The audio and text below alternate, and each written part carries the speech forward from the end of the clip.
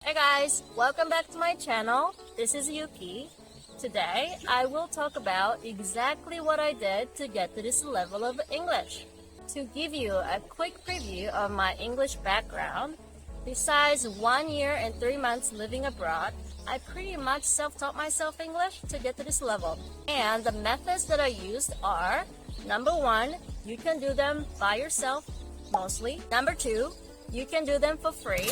Well, if you're creative enough. So no excuses. Before we start, I wanted to quickly let you know. Where I am today.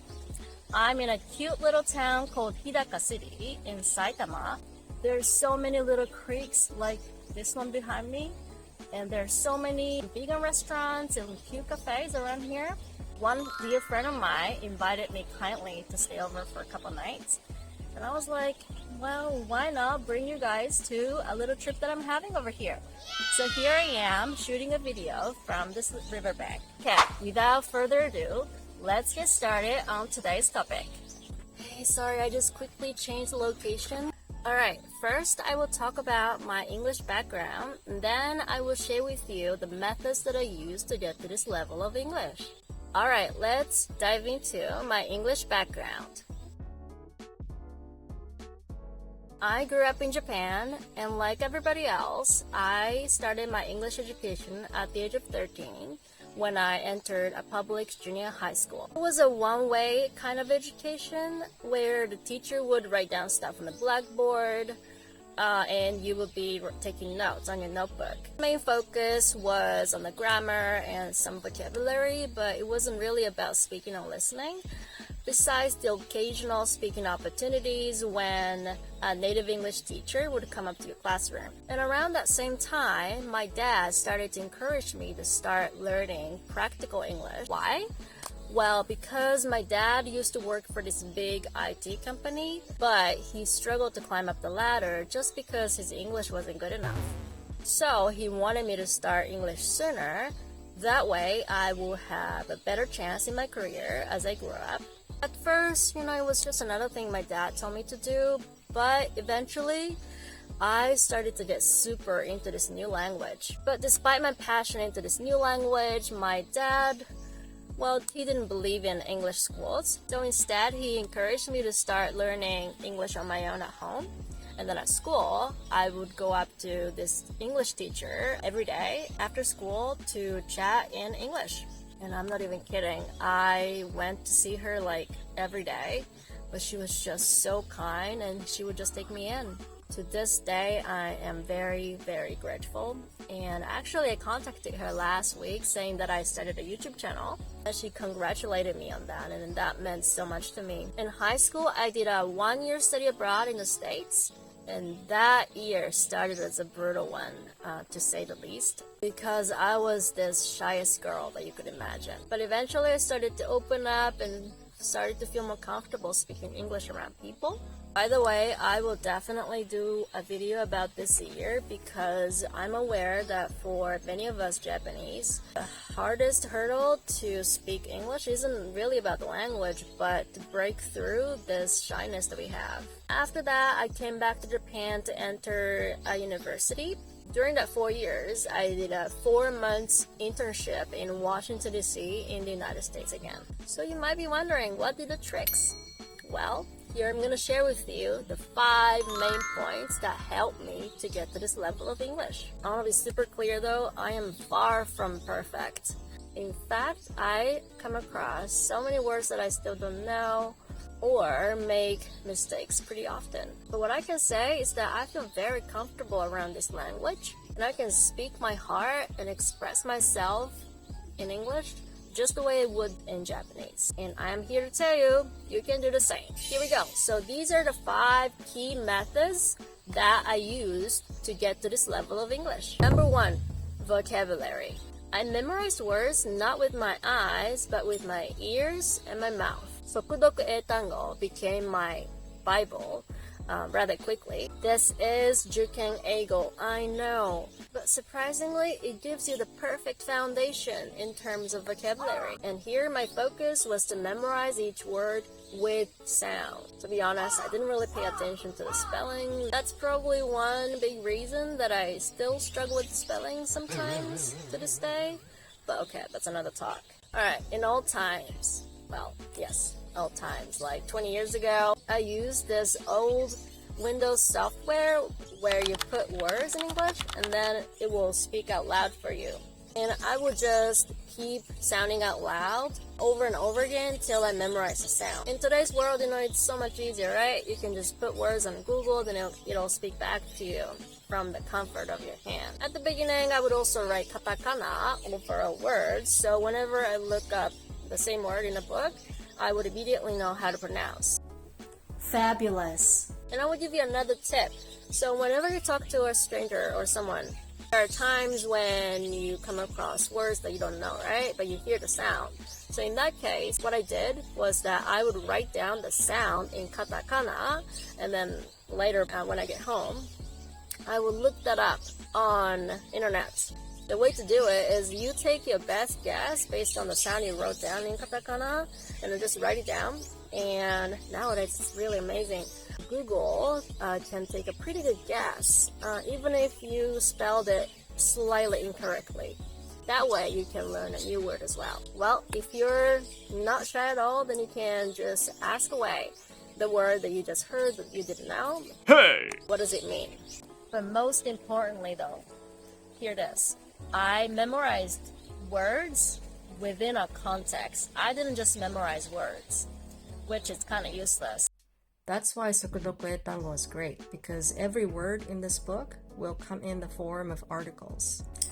The reason why you want to memorize words in context is because you cannot put a word to a use unless you know exactly how the word can be used in a sentence. For example, there is a word, contempt. Japanese translation would be keibetsu.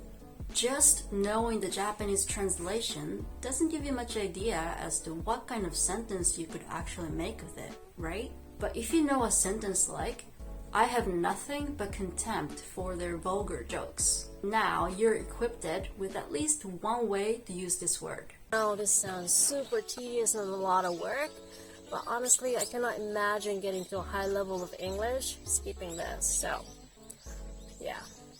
Point number 2. Do what you love in English. I watched anime in English.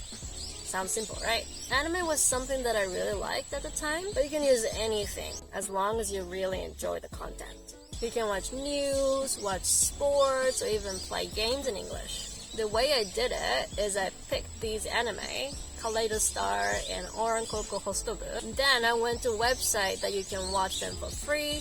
I first watched the dubbed version in English audio without any subtitles. And whenever a character spoke something, I would write down whatever they were speaking. And then I will watch the subtitle version and go over my notes to see if I got them correct. This is the exact notebook I was using, by the way. Another thing I did is I would change the format of the video to MP3, and then I would download them on my good old Sony Walkman, and I would listen to that over and over again on my commute. Of course, I would also practice speaking the sentence that I just wrote down and use some of those phrases that I learned with my English teacher next time.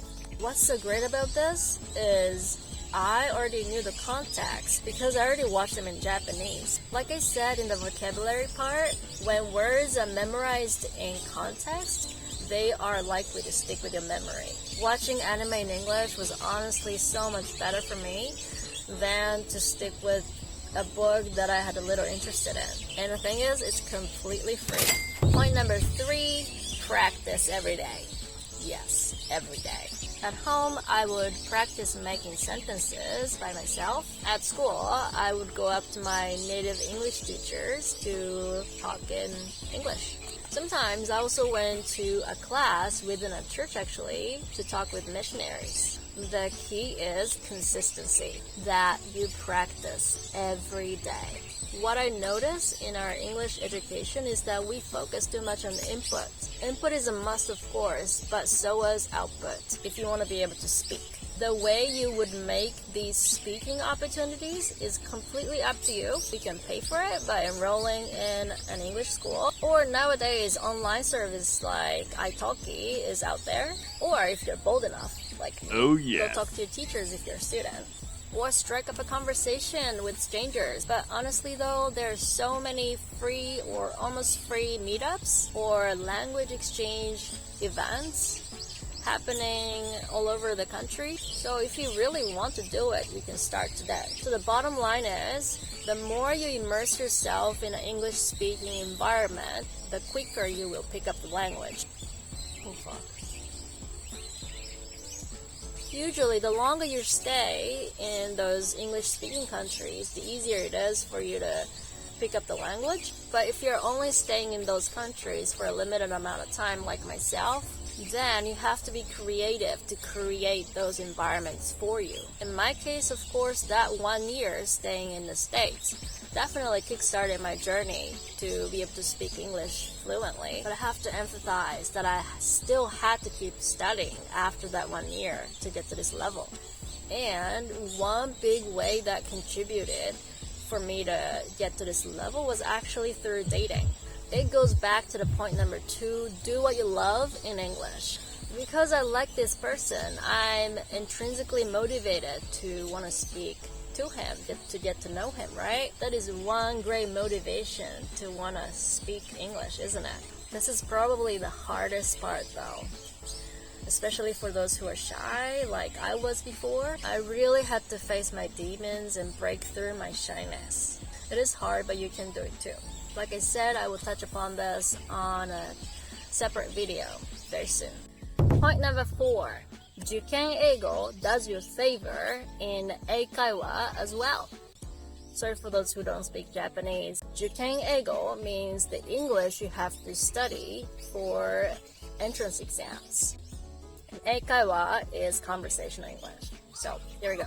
When it comes to 英会話, a conversational English, people tend to think it's completely different from 受験英語, right? That is yes and no. For 受験英語, the input is reading and the output is writing, right? And for 英会話, conversational English, input is listening and output is speaking. There is one common denominator though. That is grammar and understanding of the structures. Back in the days, I used to go to this cram school in town that was famously known for its strict teachers with unique personalities and its high-level teaching. Through those years, working my butt off in the classroom, my 受験英語 became bulletproof. That means my grammar became nearly perfect.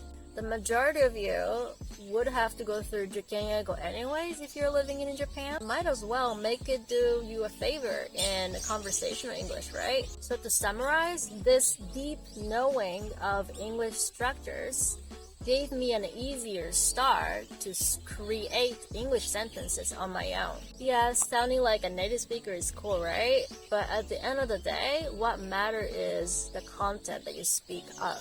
So here goes the last point. Point number 6. This is actually the most important thing of all. That is, unleash your desire to want this bad enough. Here, I will talk about how to sustain your motivation throughout your English learning journey. You know what I think distinguished people who succeeded in English learning from people who didn't? I believe those who loved it to death are the only people who made it. I'm a true believer that if you love it enough, you will make it eventually. There are no shortcuts or techniques. Learning a new language takes a long time and a continuous effort if you're not a genius. People only reach the high level of English because they kept going until they made it. They didn't give up halfway. They were consistent enough to practice every day. And what drives consistency is motivation. What one likes one will do best. 好きはものの上手なれ. This is so true. Find what you love and do that in English. And if that is not enough to keep you motivated, envision the person you could be one day with an English skill. Find your way to want it really, really bad. You are automatically motivated towards something that you love. And for the clear objective or dream or vision, by reminding yourself of that, I believe you can keep working hard. One way to do this could be making a vision board or practicing manifestation meditation, if you know what I'm talking about. Those two things are actually one of my favorite ways to find motivation and keep myself motivated. So to summarize, number 1, use your ears and mouth to memorize words. Number 2, do what you love in English. Number 3, practice speaking English every day and make an intentional output opportunities. Number 4, don't slack on your 受験英語 as well. And finally, number 5, keep yourself motivated. So these are my 5 golden points that help me reach to this level of English. Thank you for watching till the end. Like I said before, I upload one video at least every week. If you like this video, give me a thumbs up. That helps a lot. Feel free to leave a comment down below. And if you're interested in booking a session with me, you can directly contact me through Instagram. Alright guys, see you next week. Bye bye.